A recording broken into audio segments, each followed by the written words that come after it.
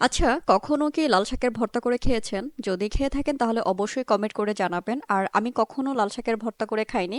তাই আজকে হচ্ছে আমি লাল শাকের ভর্তা করছি। আর লাল শাকের সাথে আমি এখানে টমেটো দিয়ে দিয়েছি একটা। প্রথমে লাল শাকগুলোকে ছোট ছোট টুকরো করে কেটে তারপরে ধুয়ে নিয়েছিলাম। এরপরে আমি এখানে লাল শাকগুলোকে সিদ্ধ বসিয়ে দিয়েছি।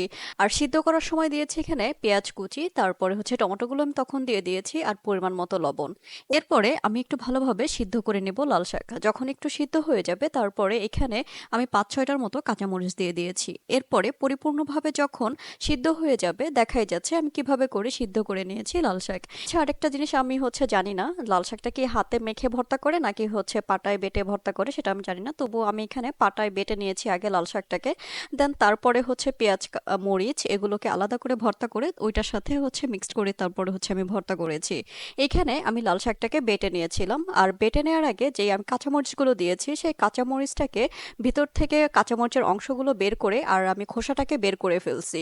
এরপরে ভালোভাবে আমি লাল শাকটাকে বেটে নিয়েছি। তারপরে যখন বাটা হয়ে গেছে এরপরে আমি যেই পেঁয়াজ আর মরিচ ভর্তা করে রেখেছিলাম ওইখানে আমি সরিষার তেল দিয়েছি। মানে আমরা আলুর ভর্তা বা অন্যান্য ভর্তা যেভাবে করি ঠিক ওভাবে করেই আমি ভর্তাটা করেছি। তারপরে এই যে আমার ভর্তাটা একদমই কমপ্লিট হয়ে গিয়েছে।